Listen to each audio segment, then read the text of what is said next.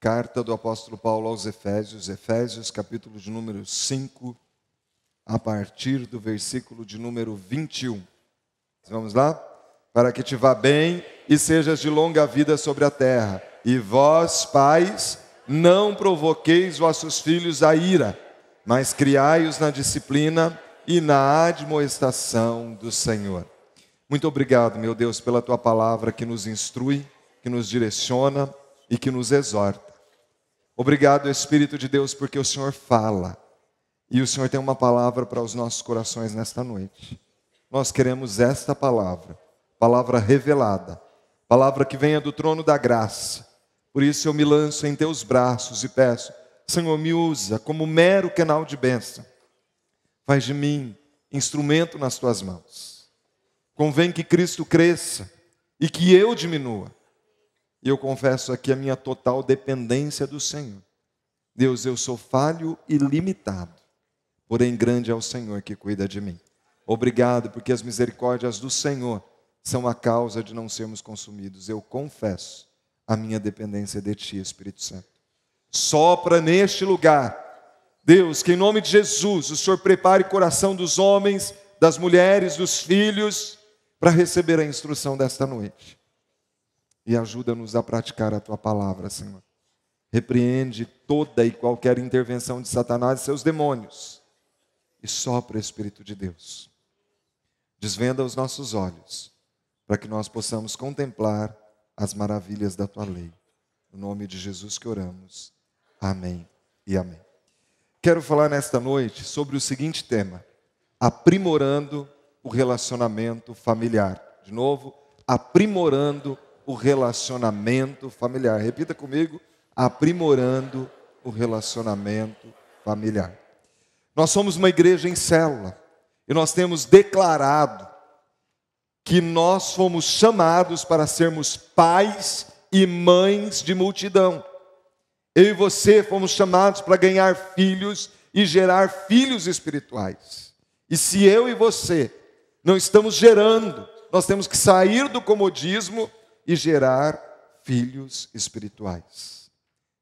Mas eu creio que isso é uma verdade, que o Senhor tem nos chamado para gerar filhos espirituais. Mas a Bíblia diz assim, que aquele que não cuida dos seus, ele tem negado a fé, e é pior que o descrente, pior que o incrédulo. Quem não cuida dos seus, tem negado a fé, e é pior que o descrente. E pensando nisso, eu tenho entendido que nós podemos organizar o nosso tempo e nós podemos fazer algumas coisas ao mesmo tempo. Nós podemos ter o nosso relacionamento individual com Deus, a devocional diária mesmo, vida de oração, todos os dias ter a meditação, tempo para oração, leitura da palavra de Deus. Eu tenho desafiado algumas pessoas que estão aqui inclusive e que já têm orado 2h30, 3 horas ou mais por dia. Tenho certeza que a liderança dessa pessoa vai ser diferenciada de outras. Porque tem buscado discernimento, sabedoria de Deus, tem investido tempo. E eu tenho percebido então que nós podemos e devemos ter o nosso tempo de devocional diária com Deus. Nós precisamos e devemos ter tempo para a nossa família. Nós devemos trabalhar, porque a Bíblia diz que quem não trabalha é bom que não coma, não é? Então precisamos trabalhar. E nós temos tempo para os ministérios também. Ser líder de célula, por exemplo, ou se envolver em qualquer outro ministério. O tempo é igual para todo mundo. Por que alguns conseguem e outros não? Porque alguns têm administrado a contento o seu tempo. Outros não. É possível administrar o tempo de tal forma que nós façamos essas 4 coisas. Tempo para Deus, para a família, para o trabalho e para o ministério. Mas neste mês de maio, que é um mês considerado o mês da família, eu entendi que a primeira célula que Deus tem nos dado é a nossa família. Essa é a primeira célula que eu e você temos que pastorear e cuidar e proteger, e ministrar, e zelar por ela, orar por ela, jejuar por ela, e crer no poder de Deus na vida dela. Essa é a primeira célula. E nós fomos criados por Deus para nos relacionar. Nós somos criados para nos relacionar primeiro com Deus. Aquela pessoa que não tem um bom relacionamento com Deus, ela vai criar para si um ídolo. Um ídolo. O ídolo pode ser o trabalho, pode ser o dinheiro. O ídolo pode ser um bem. Um ídolo pode ser o marido ou a mulher. Presta atenção. Mulher, se você foi abandonada. Marido, se você foi abandonado. Você pode até viver sem o seu marido e sem a sua mulher. Mas você não pode viver sem Deus. Sem Deus é impossível viver. E alguém que não se relaciona bem com Deus não consegue se relacionar bem com o próximo. Quem não se relaciona bem com Deus não consegue se relacionar bem com o próximo. Está entendendo? Porque muitas famílias estão em crise porque não estão se relacionando bem com Deus. Aí não consegue se relacionar bem com o próximo. Deus nos fez para nos relacionar com Ele. E o homem tem tanta necessidade de Deus que cientistas, tentando mapear o cérebro humano com aqueles eletrodos, eles perceberam que há uma área do cérebro que responde quando alguém está orando, meditando. Cientistas chamam isso de êxtase emocional. Mas eles perceberam que há uma área do cérebro que responde quando alguém está buscando um relacionamento transcendente. Ou seja, Deus colocou no próprio cérebro humano a necessidade por Ele. E enquanto o homem não se volta totalmente para Deus, vai se sentir vazio. Porque esse vazio é exatamente do tamanho de Deus. Então Deus nos fez para nos relacionar com Ele. Mas Deus nos fez também para nos relacionar em família. As pessoas que não constituem família, elas geralmente se sentem frustradas. E aquelas que não constituem, talvez para resolver essa situação, direcionam a sua atenção para uma ou outra pessoa. Às vezes para os pais idosos, para um sobrinho, para cuidar de uma ou outra pessoa. Porque Deus nos fez para nos relacionar em família.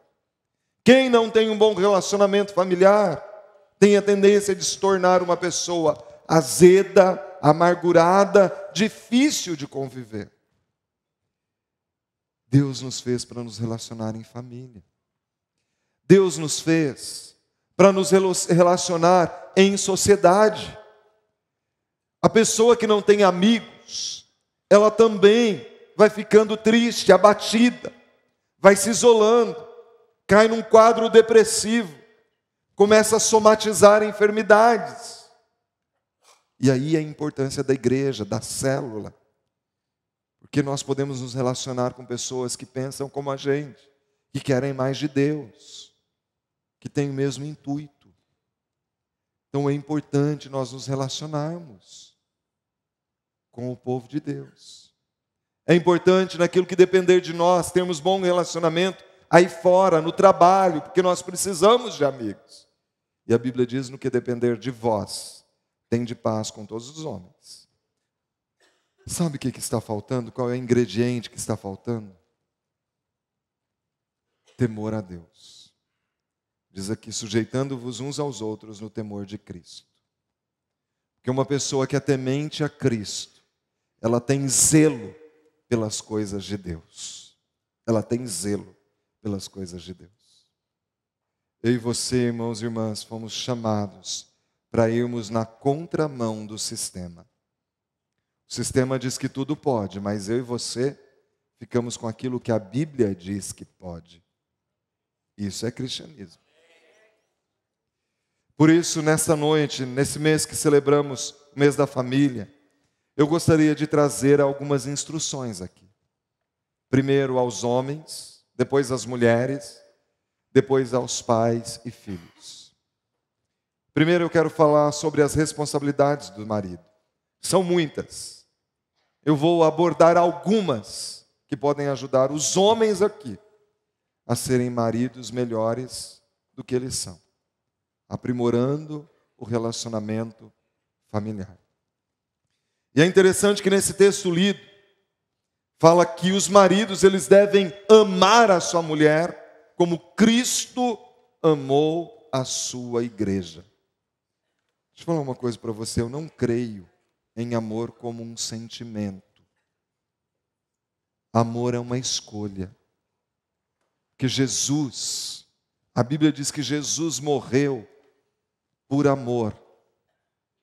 E Jesus, sendo o próprio Deus, ele poderia muito bem ter dito: Deus, eu não vou morrer pela humanidade. Eu não vou morrer. Não pense que Jesus estava gostando não, viu? Ai, que gostoso, eu vou morrer pela humanidade. Não. Ele falou: Pai, se possível, passa de mim esse cálice. E algumas vezes dentro do casamento a gente fala desse jeito, né? Pai, se possível, passa de mim esse cálice. Mas o que Jesus falou? Todavia não se faça a minha, mas a tua vontade.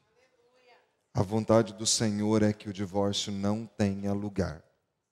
Essa é a vontade do Senhor. Que não se faça a minha, mas a tua vontade. Na verdade, amor é uma escolha. Se você escolheu uma mulher para se casar, homem, e você, mulher, se você escolheu esse homem, a escolha é dia a dia.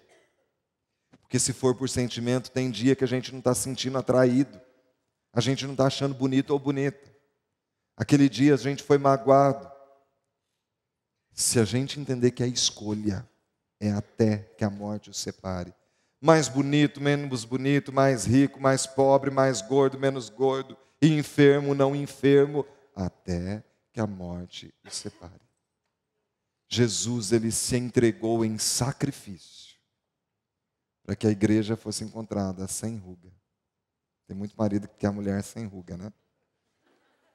Mas sem ruga, sem mácula, santa, sem defeito. Que sacrifício você tem feito pela sua mulher, marido? Qual é o sacrifício que você tem feito para que ela seja essa mulher perfeita? Amor é uma escolha que nós fazemos. É claro que tem que ter alguma atração. Mas na nossa cultura, há uma atitude divergente dos princípios bíblicos. O judeu, aquele de raiz, que vive a cultura da palavra, sabe o que ele entende? Eu casei para amar. Na nossa cultura é assim: se eu amo, então eu caso. O judeu não. Eu casei para amar.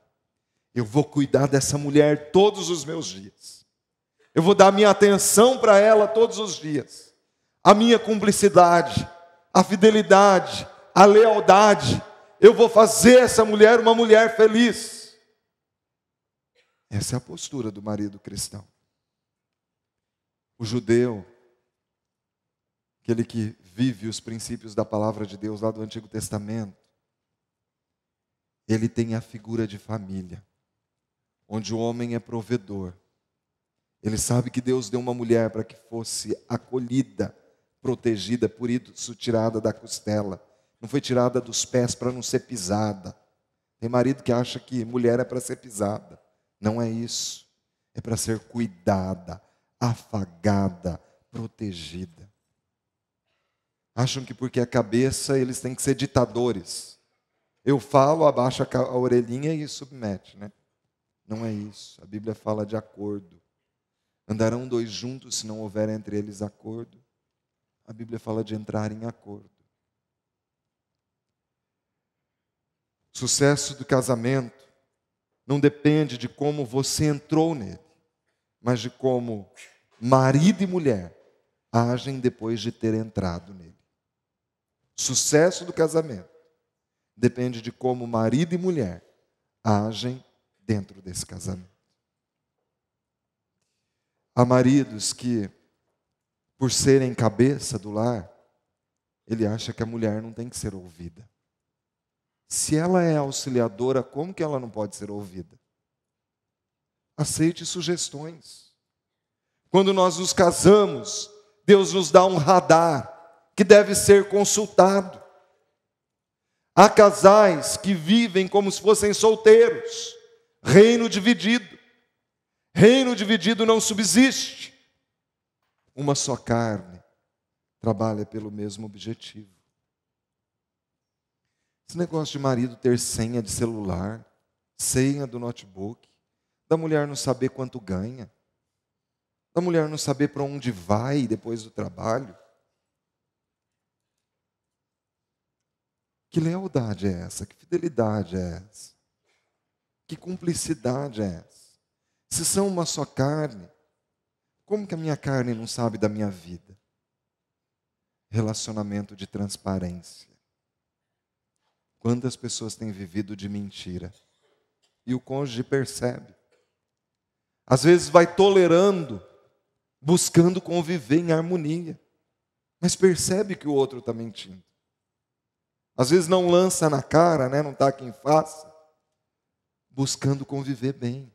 Mas sabe que é mentira. O marido, ele é aquele que tem que entender que ele tem responsabilidade de direcionar a sua casa e de tomar decisões. Quantos maridos transferindo para as mulheres as decisões e depois começa a culpá-las pelas decisões tomadas.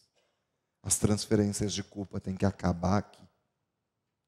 Maridos têm que assumir o seu papel de cabeça, de direcionar a sua casa, a sua esposa. Quando a Bíblia fala da eleição dos presbíteros, fala que sejam homens que governem bem a sua própria casa. Isso significa que todo cristão ele deve governar bem a sua própria casa, cuidando da mulher, criando os filhos na disciplina e na admoestação do Senhor.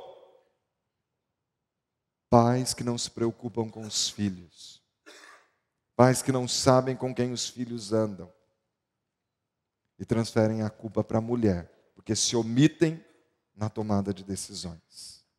Você precisa dialogar com a sua mulher. Chegaram a um acordo, tomaram uma decisão no acordo, executa. O homem é responsável por executar as decisões tomadas. E nós temos visto homens transferindo a responsabilidade para as mulheres, deixando de exercer o sacerdócio, de ser o cabeça como orienta a palavra de Deus. Onde estão os cavalheiros daquilo que se chamava homem feito, que era gentil com as mulheres? Uma criança, um idoso, tropeçava, caía, logo se levantava um homem para proteger o idoso e a criança. Onde estão os cavalheiros? Não é frescura, é coisa de homem. É coisa de homem.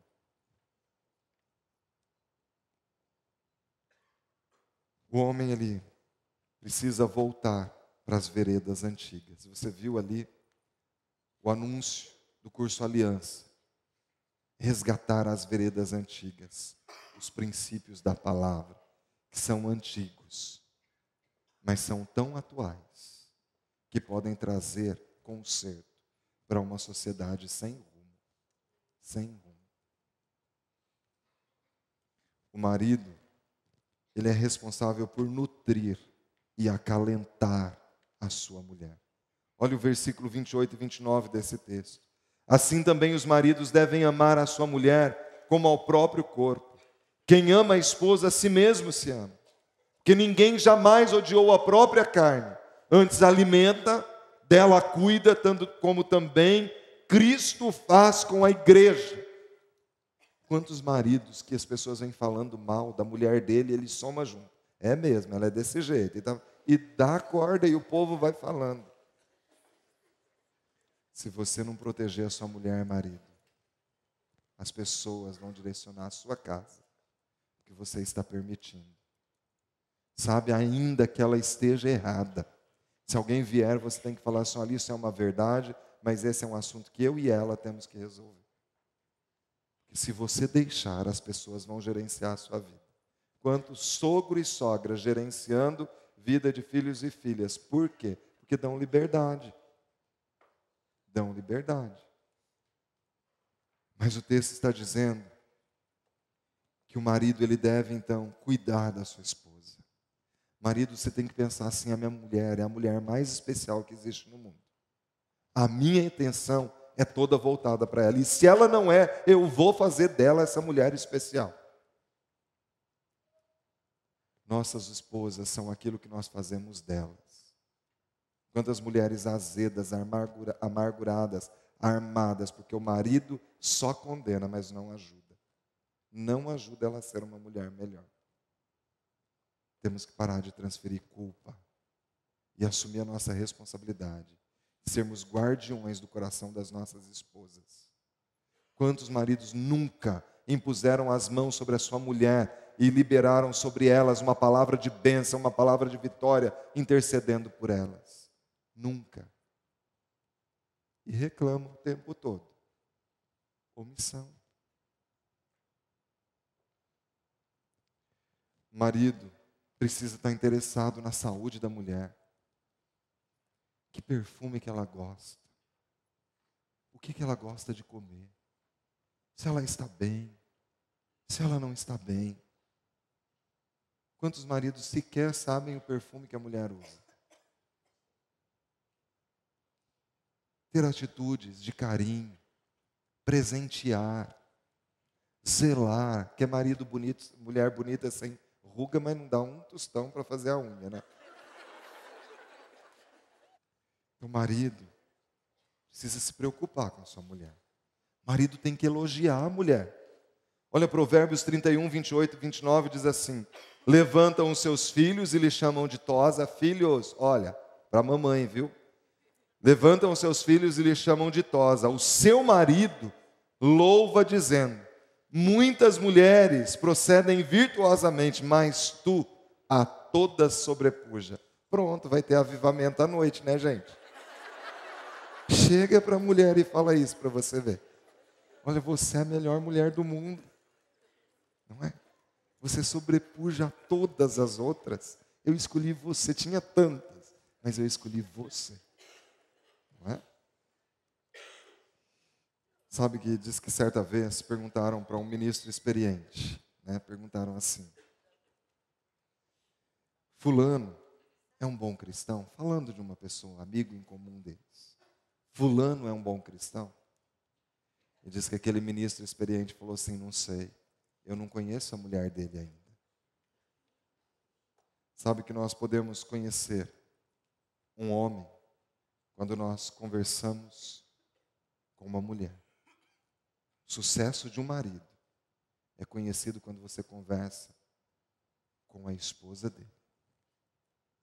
Então, maridos, algumas coisas aqui nós podemos melhorar, não podemos? Quando Deus formou a mulher, Ele disse: far-lhe-ei uma auxiliadora que lhe seja idônea. A palavra traduzida aqui por auxiliadora poderia ser traduzida também por ajudadora. E quando nós falamos para a mulher que ela é chamada para ser auxiliadora, que deve haver submissão, tem algumas que até arrepiam e tremem aí, né? Mas nós precisamos compreender que essa não é uma categoria inferior. Você é única, mulher. Você tem uma tarefa nobre. A mulher tem uma percepção, uma sensibilidade que o homem não tem. E vocês foram chamadas para serem, então, ajudadoras. Por que eu digo que é uma causa nobre? Porque essa palavra, ajudadora, é a mesma que foi traduzida para o Espírito Santo lá em João 14, 16 e 17, se referindo a Ele como Consolador. Algumas traduções foram feitas com a palavra ajudador. O Espírito Santo é o ajudador. Jesus ele falou: quando eu subir aos céus, eu enviarei outro Consolador ou outro ajudador. O Espírito Santo é inferior a Jesus? Pelo contrário, Ele é tão Deus quanto Jesus. E é Ele que age nas nossas vidas. E nós podemos sentir a presença do Espírito Santo. Ele que nos convence do pecado e do juízo. Ele que levanta o caído, restaura, transforma. É Ele que derrama amor nos nossos corações. Se a tarefa do Espírito Santo é uma tarefa nobre, a sua tarefa, mulher, é uma tarefa nobre. Sabe que o homem, ele é o cabeça. Mas a cabeça é sustentada pelo corpo. A cabeça é sustentada pelo corpo. Ela comanda o corpo, mas é sustentada pelo corpo. A não ser que ela tenha sido decapitada e o corpo está morto. Mas em um organismo vivo, a cabeça comanda, mas ele precisa dos demais membros. Há mulheres que, não entendendo que elas podem fazer os seus maridos homens melhores do que eles são, elas se omitem na sua função. Elas deixam de ajudar esse homem. Falam muito, apontam os defeitos, mas não se propõem a ajudar. Quantas mulheres têm feito homens muito melhores do que eles são? São mulheres que, se o marido parou de estudar, ela encoraja, ela motiva. Volta a estudar, eu vou com você. Daqui a pouco ele está colando grau. Não, você tem um negócio para fechar, você vai. Eu vou estar orando aqui, ó. Deus vai abençoar. E Deus vai dar graça para você. Eu estou aqui. Quando o marido tem que tomar uma decisão, ela tem um conselho sábio. Ela diz, eu acho que aqui é o melhor caminho. E sabe de uma coisa, não dá para a gente mudar o passado, gente. Não dá. Não adianta ficar chorando leite derramado, tem que ir para frente. Tem que pensar o que eu posso mudar. Porque o passado pode ter sido difícil, mas dependendo das nossas atitudes, das nossas decisões, o futuro será diferente. Então nós precisamos compreender que a mulher, ela deve auxiliar o seu marido e ter submissão. E o que é a submissão? É estar debaixo da mesma missão. Mulher, tudo aquilo que você perceber que é um desejo do coração do marido, tenta ajudar ele a atingir esse sonho. A mulher, ela deve então encorajar o seu marido. Não existe nada mais doloroso para um homem que uma mulher que sempre tem uma palavra pessimista para ele. Você não imagina o poder que você tem nas mãos para encorajar o teu marido. Você não imagina. Seja uma encorajadora. Você deve interceder pelo seu marido. Mulheres, tudo que um homem espera de vocês é respeito. Se o seu marido não se sentir respeitado dentro de casa, isso vai trazer muitos problemas. O marido precisa se sentir respeitado dentro de casa. Estou com muito pouco tempo para falar dos pais e filhos, mas eu tenho me preocupado muito com a forma que os pais e os filhos têm se relacionado. No versículo 6 diz, filhos, obedecei a vossos pais no Senhor, pois isso é justo. Filhos, prestem atenção. Desde que não contrarie princípios da palavra, no Senhor, ele está dizendo aqui no texto, você deve obediência aos seus pais, mesmo que você não concorde. Se não viola princípios bíblicos, obedeça. Filhos, obedecei a vossos pais. É uma ordem que é dada aos filhos. E o que a gente tem visto de filho que bate boca com o pai e fecha a porta do quarto e não tem respeito nenhum com os pais, é vergonhoso. Simplesmente porque eles são autoridade espiritual sobre a sua vida, você deve respeitá-los. Que diz que é para honrar o pai e a mãe, para que se prolongue os dias na terra. É um mandamento com promessa.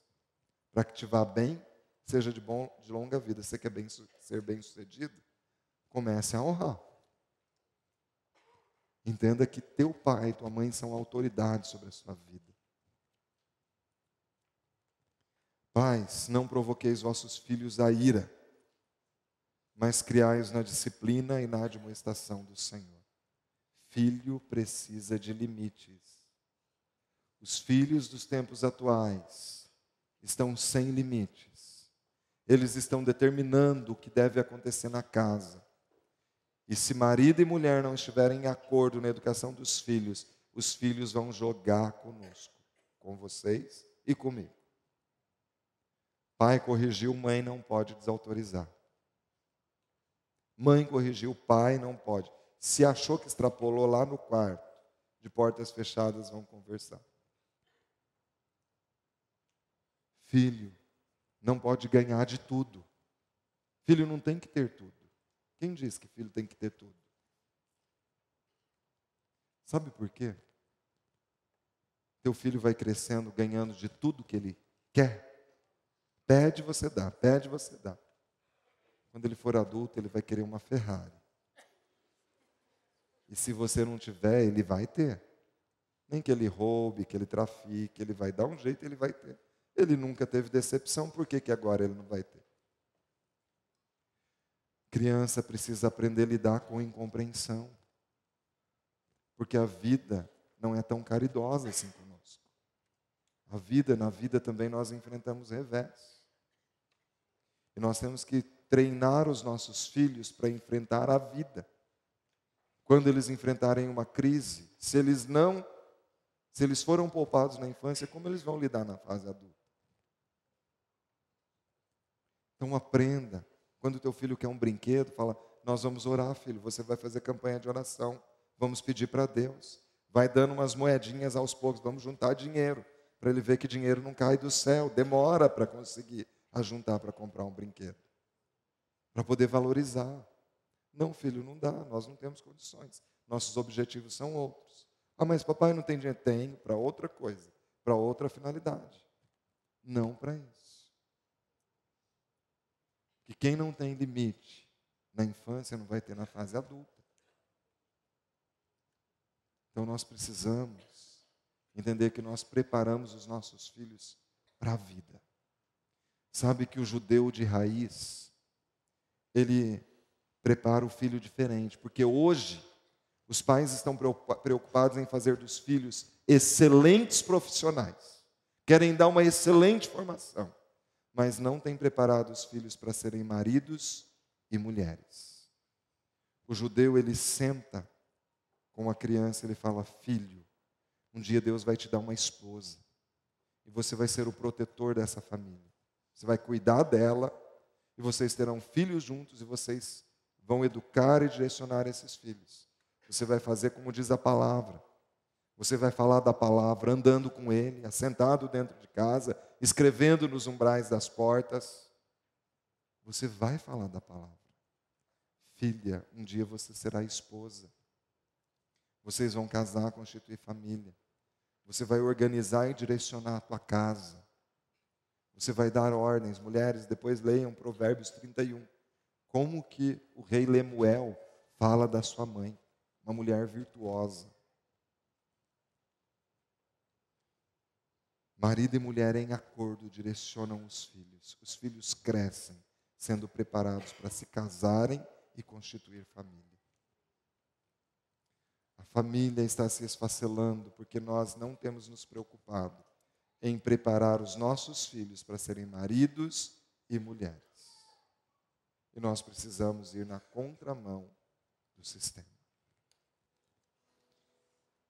Gostaria que todos nós nos colocássemos em pé.